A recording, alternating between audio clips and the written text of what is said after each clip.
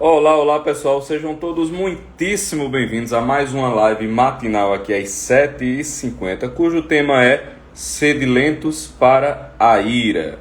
Então vamos começar aqui, esperar o Instagram dignar-se a avisar as pessoas para que a gente comece. Muita gente já colocou o despertador, uma galera sábia, uma galera prudente, tá certo? Já colocou o despertador terça e quinta de 7h50, um pouquinho antes, para não perder nenhum momento da nossa live. Então, só esperar aí o Instagram anunciar que nós começamos. Deixa eu fixar o tema logo aqui, porque o pessoal fica perguntando, né? O pessoal vai entrando ao longo da live. Cadê? Vamos lá. Só fixar aqui.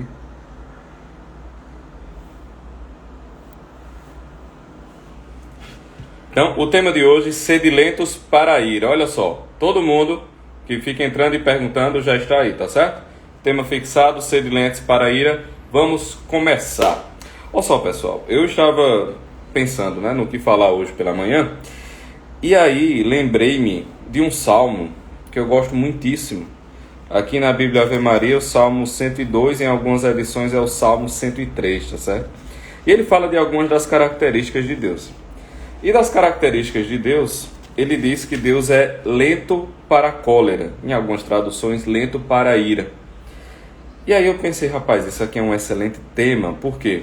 Porque parte das nossas desgraças, parte das coisas ruins que nos acontecem, parte daquelas consequências que nós amargamos por semanas, meses, anos, parte daqueles sonhos que nós fomos montando como um castelo de cartas que na última carta foi derrubado, é porque nós somos muito ávidos para a ira, nós somos muito rápidos em nos irar, né?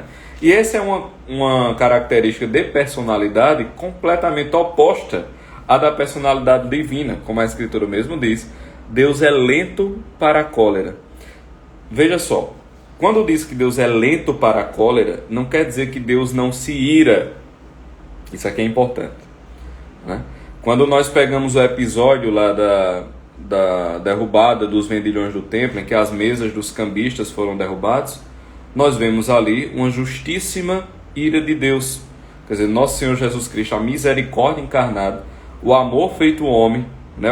Aquela mesma mão que disse, vinde a mim as criancinhas, e que acarinhava aquelas criancinhas puras, a mesma mão que ressuscitava o filho da viúva de Naim, a mesma mão que curava os cegos, a mesma mão que era cheia de misericórdia, que distribuiu o pão às multidões, aquela mesma mão teceu um chicote de couro e derrubou a mesa dos vendilhões. Ou seja, a ira em si mesma, ela não é pecaminosa, assim como a maioria das coisas, né? Mas o uso que dela se faz. Então, quando diz que Deus é lento para a ira, não quer dizer que Deus jamais se ira. Quer dizer que ele se ira na medida adequada. Ele não se ira precipitadamente. Ele se ira do jeito certo. E se a perfeição do homem é ser uma imagem e semelhança de Deus, e para quem não acredita, Pedro, mas eu não acredito em Deus, eu não acredito em nada disso. Certo, então tome Deus como um símbolo. Vai dar na mesma coisa para a nossa discussão aqui, tá certo? Então, o nosso objetivo é ser lento para a cólera, o que significa irar-se no momento adequado, pelo tempo adequado e da forma adequada. E isso é uma luta da gota, porque a gente sabe que quando a gente se ira, geralmente a gente se ira no lugar errado, na hora errada, do jeito errado, pelo tempo errado, falando a coisa errada. Olha, é um caos sem tamanho, né? Mas o objetivo dessa centralidade da psique é exatamente ser capaz, inclusive, de irar-se no momento adequado e do jeito certo. Então, sedilentos para a ira. Ora, o que acontece para que nós entremos numa espiral de ira, numa cólera, numa fúria?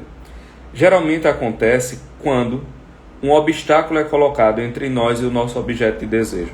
Eu vou falar aqui, dar uma introdução, mas na aula de ira, né, que lembre-se que vai ser lançado agora no final do mês, né, o pacote nosso Raízes Espirituais. Aí na aula de ira eu vou falar disso com mais detalhes, certo? Aqui eu vou dar só uma passada por cima. Veja, o que acontece? Nós temos coisas chamadas apetites, certo? Do ponto de vista filosófico. Apetite, para simplificar aqui, é o desejo. Então nós temos desejos por coisas. Nós temos desejo por comida, nós temos desejo por bebida, nós temos desejo por prazeres, nós temos desejos por dinheiro, nós temos desejos por afeto, enfim, nós temos desejos por um mundo de coisas, né? O que acontece quando nós nos iramos? Quando nós nos iramos, o que ocorre é que um obstáculo entra no caminho entre nós e o nosso desejo. Nesse momento, aquele bem que eu desejava, e o bem pode ser físico ou imaterial, quer dizer, se o bem que eu desejava era a amizade de alguém, se o bem que eu desejava era um afeto de alguém, e de repente criou-se uma situação em que aquele afeto não me foi dado, ou seja, ficou um obstáculo entre mim e o afeto que eu desejava. Isso pode acontecer de várias formas. Alguém pode dizer algo à pessoa, alguém pode falar alguma coisa e me colocar em má fama para com aquela pessoa, uma história pode ser inventada. Então isso é um obstáculo entre mim e aquela amizade que eu desejava, que era o bem que eu queria, era o bem amizade. O bem que eu queria era o bem afeto. Eu posso também desejar bens materiais. Eu posso estar lá à beira de conseguir uma promoção no emprego, vir alguém fazer uma sacanagem. Eu posso estar à beira de conseguir uma promoção no emprego e o meu chefe de repente adoecer e eu começo a ficar irritado com ele. Quer dizer, entre a minha pessoa e o objeto de desejo foi colocado um obstáculo. E aí eu me iro. O obstáculo pode ser inclusive a vontade de Deus. Entre mim e o objeto de desejo entrou como obstáculo a vontade de Deus. E o que acontece? O movimento de ira. Por quê? Aquele bem desejado, ele agora tornou-se um bem difícil.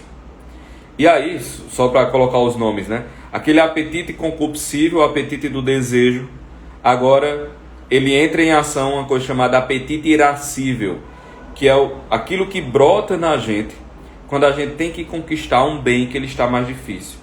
Então, se vocês notarem, toda vez que a gente tem que conquistar um bem que não está tão fácil, que ele está um pouquinho mais difícil, entra em ação essa nota de ira no comportamento, e de uma ira boa.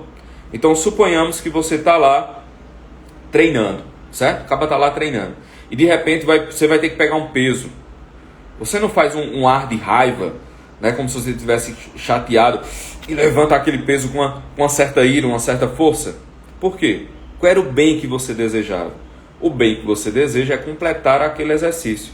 Mas o bem está ficando árduo. Entre o bem completar o exercício e você entrou um obstáculo. Qual é? A fadiga do músculo, o cansaço, a própria capacidade do seu músculo naquele momento. Isso é um obstáculo. Então você move-se de maneira irada, faz aquela força, levanta, você chega, trinca os dentes, muda a expressão do rosto, uma expressão de ira mesmo, e aí você levanta aquilo. Isso ocorre o tempo todo. Isso é o chamado apetite irascível e isso é bom. Acontece que nós desejamos as coisas erradas, desejamos as coisas na potência errada e o nosso apetite irascível, quando entra em cena, também entra desajustado. Então, via de regra, o nosso apetite irascível entra desajustado para que a gente alcance bens desajustados. Né? É isso que acontece. Nós somos uma espécie de brinquedo quebrado, né? Tudo tá descompensado. Absolutamente tudo está descompensado. Então, qual é um dos segredos para a pessoa colocar de novo na balança esse apetite irascível desordenado? É ser lento para a cólera. É um saudável desconfiar do seu objeto de desejo. Olha que coisa sensacional, minha gente. Suponhamos, eu estou no trânsito, pronto, vamos pegar aqui um exemplo, né? Essa live está sendo gravada diretamente de Salvador, Bahia, e ontem o voo em João Pessoa atrasou. Quando eu cheguei aqui, cheguei em Recife. Então, quando eu cheguei no aeroporto de Recife, o outro voo da conexão para Salvador já estava em última chamada. E aí eu saí, né, apressadamente para poder pegar o voo, senão eu ia perder o voo aqui para Salvador. Né? Ora, o que é que iria acontecer se eu tivesse perdido o voo? O bem que eu desejava, que era o voo, ele teria um obstáculo para ser alcançado, que seria o tempo.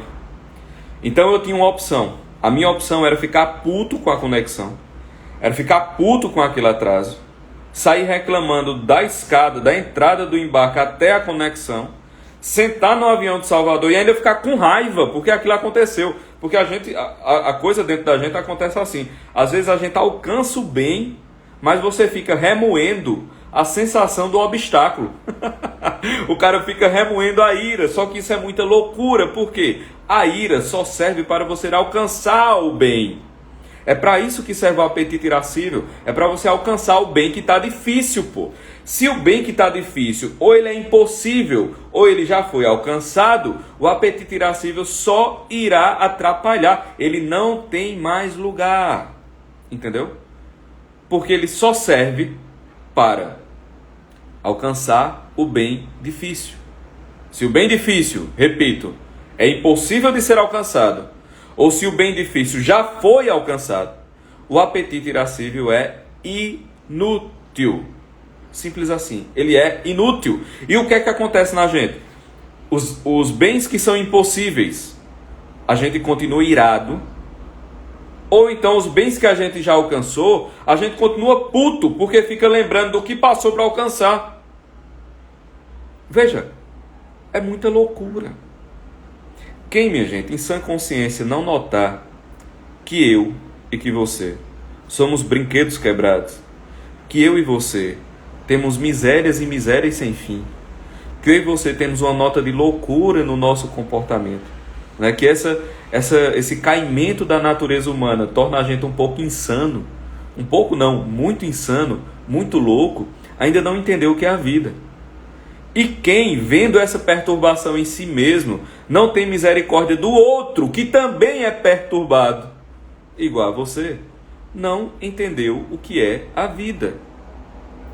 Sabe quando Nosso Senhor diz assim, os misericordiosos alcançarão misericórdia? É porque estão todos precisando de misericórdia. Entendeu? Todos são brinquedos quebrados. Então, aquela pessoa que próxima a você tem um defeito que lhe irrita, por quê? Sei lá, às vezes a pessoa fala demais. E o bem que você queria naquele momento era o silêncio. Você queria um bem silêncio. O bem que você desejava era não ser perturbado. E aquela pessoa falando, coisas que você nem se importa muitas vezes. É um obstáculo entre você e o bem. Entende? E aí começa a mover-se a ira. Começa a mover-se o apetite irascível. Para que você conquiste o bem em silêncio. E nisso, a pessoa deixa de ser caridoso. Nisso, a pessoa tende a responder com grosseria. Nisso, a pessoa tende a desprezar a outra pessoa. Isso acontece muitíssimo. Muitíssimo. Todo dia, toda hora, todo momento. Mas nós temos que ser lentos para a cólera. E aí perguntaram, né? O que é ser lento para a cólera? É o seguinte. Não tem como ser lento para a cólera sem ter uma nota de misericórdia. Certo? Por quê? Quando nós continuamos aqui o Salmo, ele explica por que Deus é lento para a cólera. Que ele diz assim, ó. Como um pai tem piedade de seus filhos, assim o Senhor tem compaixão dos que o temem. Porque ele sabe do que é que somos feitos e não se esquece de que somos pó. Ele sabe do que é que somos feitos e não se esquece de que somos pó. Isso daqui é o segredo para a gente moderar o apetite irascível e ser lento para a ira. É olhar para a pessoa, por exemplo, que tornou-se um obstáculo, né? É olhar para a pessoa que tornou-se uma barreira entre mim e o bem que eu desejo. É olhar para ela e dizer assim, meu Deus do céu, eu sei, eu tô puto porque essa pessoa está fazendo essa merda aqui na minha frente. Mas, bicho, pelo amor de Deus, né? Todo mundo é um brinquedo quebrado. Às vezes fulano, ele nem tá vendo o que ele está fazendo. Ele nem tá vendo o que ele está fazendo. Calma, eu vou suportar isso aqui e vou tentar de outra maneira. Veja, a misericórdia com relação à miséria do outro nos move para essa lentidão da ira. E aí, quando eu olho com misericórdia para o outro, refreio a ira por conta dessa misericórdia, de perceber a miséria do outro. Mas de repente eu percebo que aquela miséria tem uma nota de malícia. Eu percebo que aquela miséria não é a miséria comum, existe uma nota de maldade mais consciente ali. Ou então que se a pessoa continuar naquela perturbação, ela vai causar um mal muito grande. Não só ela, como a mim e as pessoas ao redor. Aí nesse momento, a ira se move adequadamente e você vai lá e resolve a situação. Ou para, ou fala um pouco mais, com mais veemência, até com um pouco mais de rudeza, mas você para aquela situação injusta, você para aquela situação má, com seu apetite irascível, mas dessa maneira ordenado. Entende? É curioso notar que no episódio, por exemplo, que Nosso Senhor derruba os vendilhões do templo, né? Derruba os vendilhões do templo, a Escritura diz que ele estava trançando o chicote. Ou seja, ele viu toda aquela situação acontecendo, ele viu tudo aquilo se desenrolando e ficou lá, tranquilamente, costurando os fios de couro para fazer o chicote, né? Então ele estava observando e o apetite irascível entrou na hora adequada, na hora que deveria. Porque lembremos, não é que a ira é má, pelo contrário, há momentos em que a ira é necessária. Você tem que agir com dureza, você tem que agir com firmeza, você tem que ir lá e realizar certas coisas. Simples assim. Mas ela tem que ser ordenada. Isso é um desafio para todo mundo. Eu estou falando aqui como eu sempre explico. Isso aqui é a autoridade do cracudo, né? É a autoridade de alguém que não consegue fazer isso o tempo todo. Aliás, nem boa parte do tempo. Consegue só uma vez em outra. É a autoridade do cracudo que está lá no crack e diz: meu filho, não entre para a droga. Essa daqui é toda a autoridade que eu tento passar para vocês. A autoridade do cracudo. Então, beleza. É muito difícil realizar esse tipo de coisa. Mas a gente tem que ter no horizonte de consciência como realizar certas ações. A realização de certas ações tem que estar no nosso ideal, ainda que não consiga estar na realidade, porque a partir do ideal, a pessoa vai conseguir nortear o que faz. Então, ser lento para a ira implica uma misericórdia com a situação, com a pessoa. Uma misericórdia consigo. Quantas situações o cara não para e você está lá, por exemplo, num relacionamento e aconteceu alguma coisa, você se sentiu enganado, se sentiu traído de algum modo, aconteceu uma situação que você não gostava, e aí de repente a outra pessoa chega para conversar e você diz: olha, o negócio é o seguinte, eu não estou com raiva de você não, eu estou com raiva de mim. Eu estou puto comigo porque eu deixei que fizessem isso comigo. Veja, qual era o bem que você desejava? O bem que você desejava era não ser enganado. O bem que você desejava era estar por cima. O bem que você desejava era não ser atingido, mas, surprise, surprise, sunshine, você é atingido, você nem sempre está por cima. A nossa realidade é uma realidade de indivíduos em estado permanente de miséria.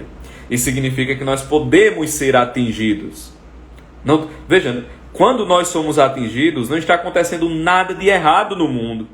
Está entendendo? As montanhas não estão se derretendo como cera, o mar não está fervendo e os peixes morrendo, as florestas não estão se destruindo, os desertos não estão se destruindo, nada está acontecendo no cosmos. Olha, o sol está lá, a gravidade está funcionando, está entendendo?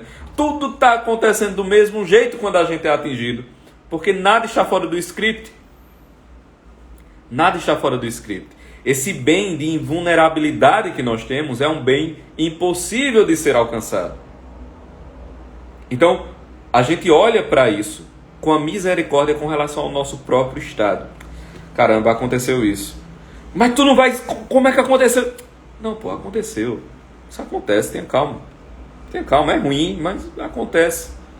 Caramba, eu deixei a chave do carro, ó. Esqueci a chave do carro. Acontece, né? Tem um carro, precisa da chave, a chave não está aqui. Ô, rapaz, coisa terrível. Mas são situações simples. Quando nós estamos, por exemplo, diante da vontade de Deus, em que nós rezamos pedindo uma coisa, e o bom Deus se nega a nos dar aquilo. Então o obstáculo que ficou entre essa pessoinha aqui e o desejo dela foi a vontade de Deus. O que é que a gente vai fazer? A gente vai ficar irado com a pessoa que colocou o obstáculo. Acontece que essa pessoa é Deus. Você resolve isso como? Percebe?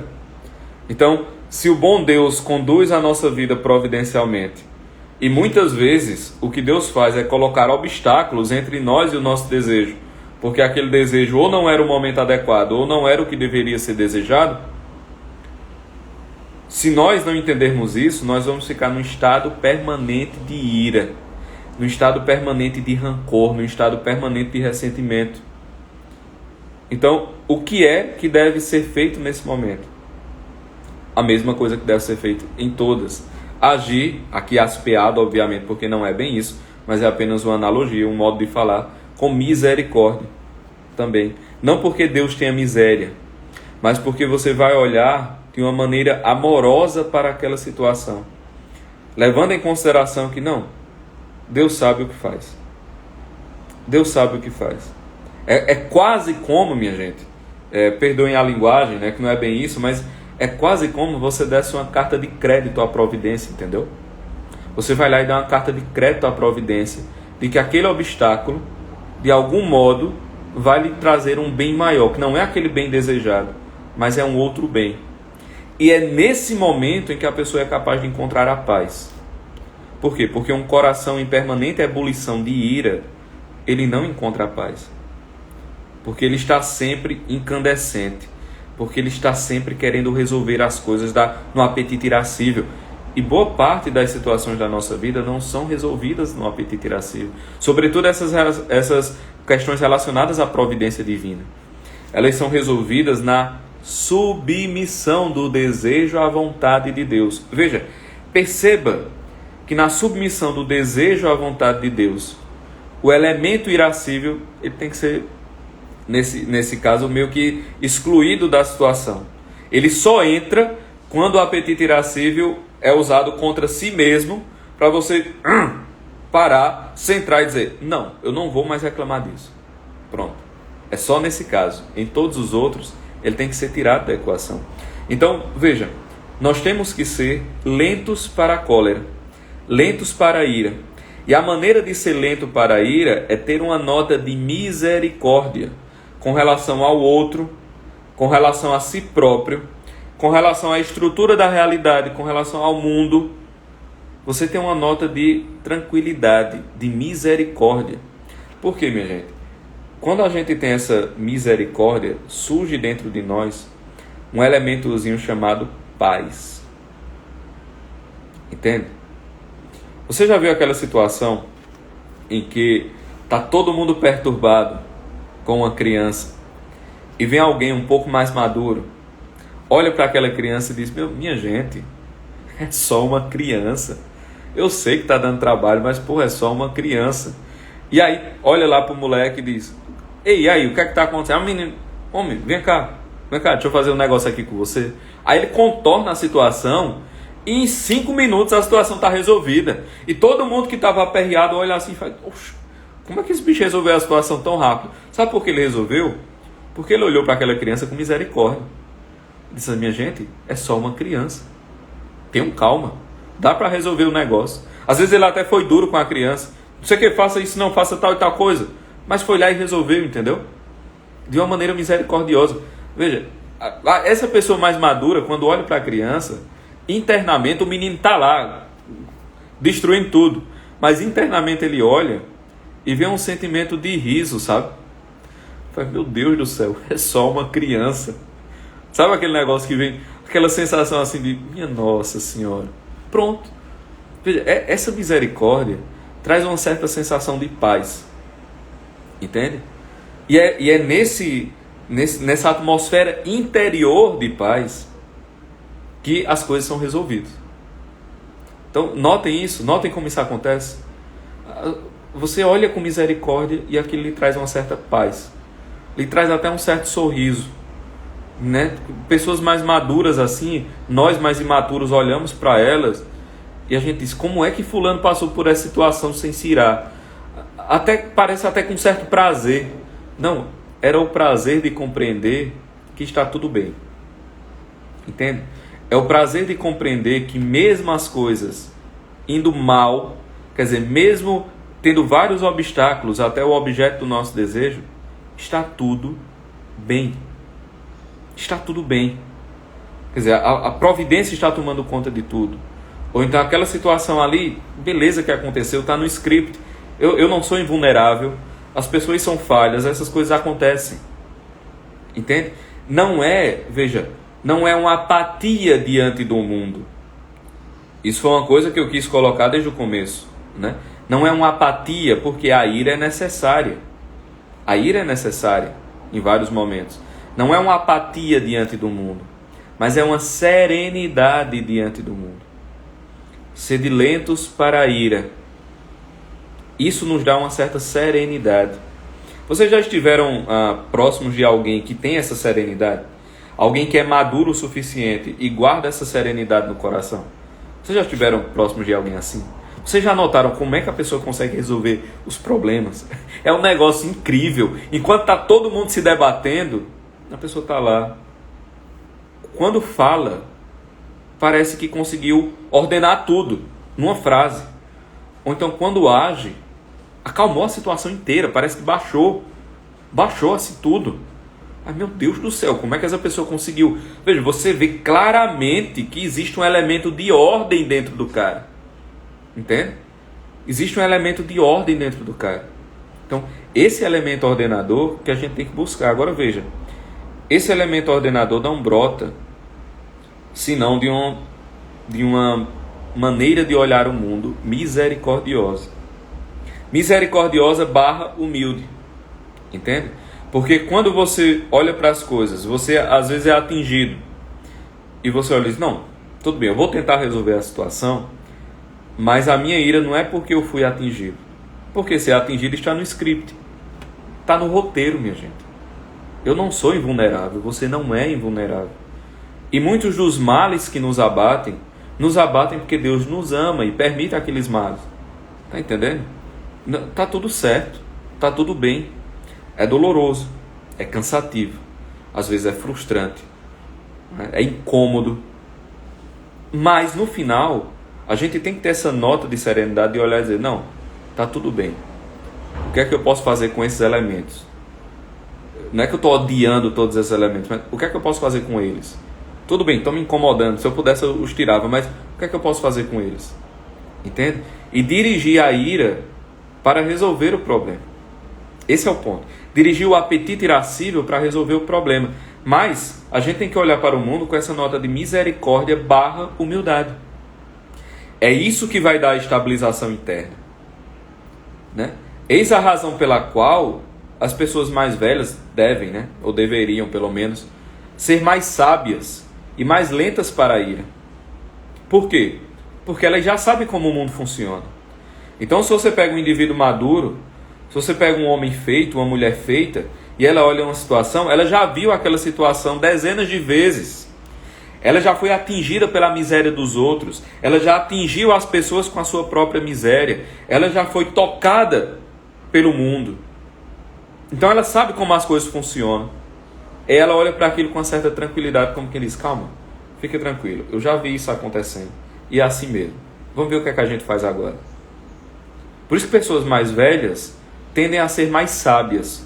Por isso que pessoas mais velhas tendem a ser menos iradas. E por isso que pessoas mais jovens tendem a resolver tudo através da ira, a querer resolver tudo através das suas próprias forças, porque ainda tem a ilusão de onipotência, ainda tem a ilusão de invulnerabilidade, ainda tem a ilusão de perfeição própria, ainda tem a ilusão de que o mundo não tocará, ainda tem a ilusão que é muito bom, ainda tem a ilusão que é muito belo, muito maravilhoso, e quando o mundo atinge é uma injustiça sem tamanho. Por quê? Logo ele sofrer daquela maneira. Via de regra, esse é o movimento. Ora, isso tem que ser destruído, pô.